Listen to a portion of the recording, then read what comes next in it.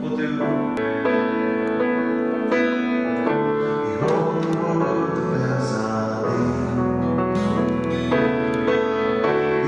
The only other one is like, come, come, Emmanuel. We embrace the sacrifice and walk the path we cannot see. Ready the way, ready the way.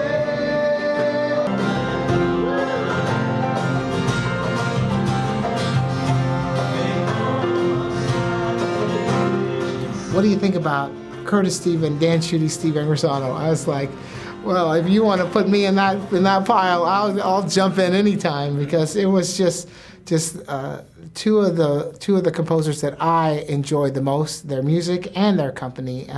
Just terrific guys. We had not worked together so much, and so it was really interesting to just to gather as we already have and worked on the songs and imagined what it would be like and what's the goal of a day like a concert with the three of us. And I think just the richness of faith that it brings and the diversity of styles and music, but at the same time just a unity of purpose and a unity of spirit and a genuine love for Christ and for each other and for the church. It's just been a pleasure to be a part of it, and I don't know what the other guys say, but my first reaction was let's do it. Can we just give us a smidge of Mighty King? Sure.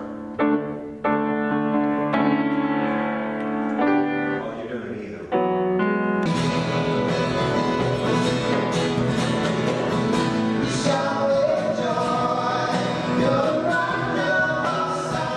So my music grows so much out of doing liturgy and worship. While Steve does that, Steve is doing events for people, and as you know, so many events for young people. Curtis works in a church and does liturgy, but he's a very different generation and writes a very different style of music. So I thought the idea was wild, wild and untamed. And but I was also intrigued by it. I love the music of both of them, so it felt like a good fit, because in some ways that Dan's music is so has spoken to people for decades, through the liturgy. I have a love for liturgy, and Dan has a love for liturgy, and what I think, and Steve has a love for liturgy, and it's what's beautiful is that we unite different ages, different genres of music, styles of music, and ways of expressing this love that we have for Christ, even within the context of liturgy.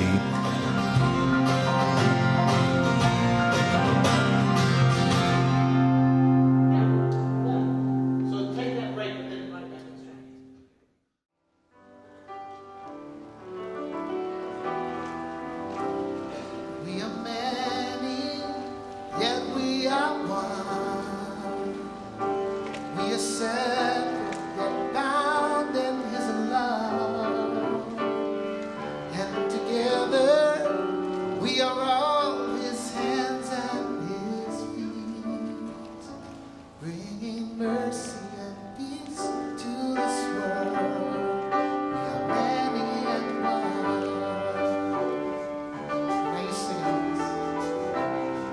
We are many, yet we are one. We are separate, yet bound in His love.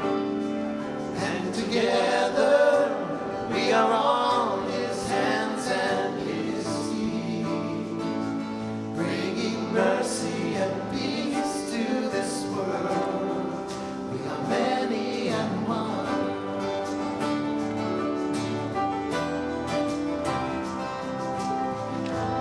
We are fallen, but we are forgiven. A moment that I will always remember is being at the National Catholic Youth Conference. A couple years ago, we began or ended each session with a song called Many in One. And just the reality of seeing 20 or 30,000 Catholic teenagers from all over gathered in one place singing "We Are Many, Yet We Are One." I really felt like a spectator. I mean, theoretically, I'm leading the music in that moment, but in reality, I'm watching people from every corner of our country and others as well, singing and praying, and it was just a moment I will never forget. And it carried through the conference, and even to this day, as I travel, I do that song, but that was a definitive place when I show up for a concert and people say, "Are you going to do Many in One?" I'm like, "I bet you were at NCYC." When I wrote The Peace and Love of God, I was just going through a rough time in life, and I was doing through the storm. The whole my life felt like a storm, and one of my friend's favorite verses was "Be still and know that I am God," and that was a prayer that I used to pray because I used to do holy hours all the time, and I would just sit and play the piano, and it was a worship hour. It was a time of praise, and we would just have meditative times and playing the peace and love of God. I just kept remembering, "Be still and know that I am God," and I just remember sitting down at the piano the day after the praise and worship session, and that kind of flowing out. And I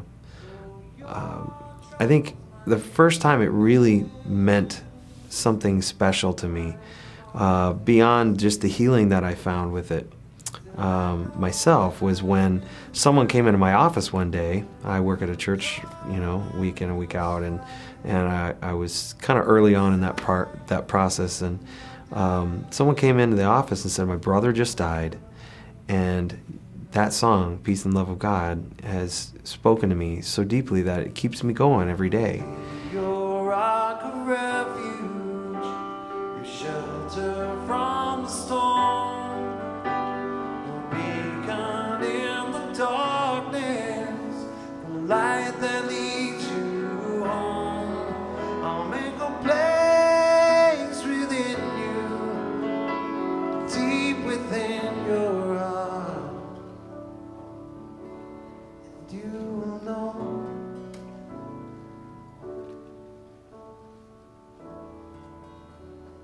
Peace and love of God. Be still and know that I am with you. Be still and know that I am here. Though your troubles might be many, I am always. I have this wonderful memory of one of my pieces. The piece is City of God. And the memory is connected with the 2001 National Pastor Musicians Convention. That particular year was the 25th anniversary of NPM. And one of the events that was sponsored at that convention was this retrospective of liturgical music for the past 25 years. And there were 3 or 4 people in a little choir and instruments who, as the story was told of those 25 years, they would do short snippets of clips of those pieces of music that were significant. And at the very end, the narrator began transitioning into his introduction of City of God. And nobody knew this except for the 4 of us St. Louis Jesuits who were there.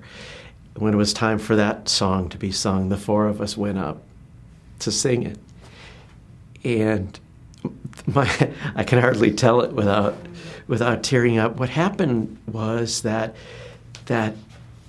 for all the songs that we had sung previously for that event, people had this program. When it came time to sing City of God, they put their programs down and everybody stood up to sing.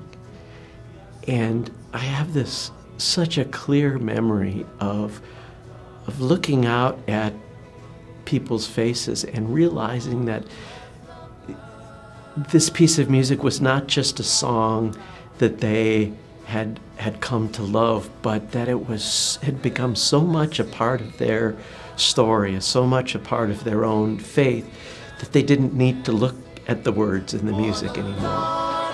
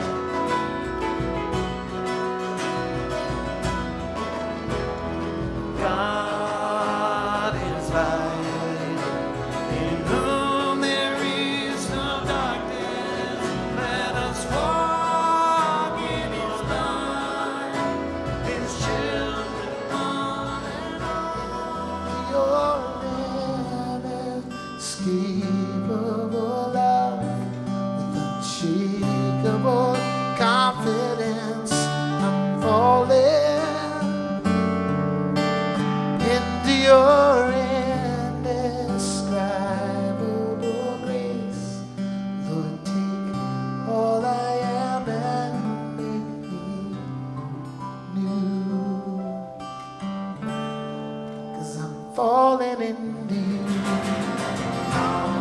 Come, Emmanuel, Son of God, appear.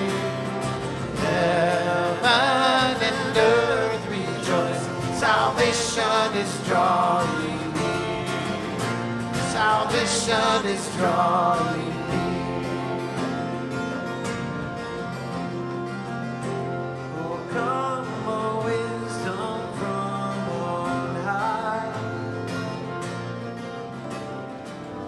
I who made the stars of night, I will make their darkness bright.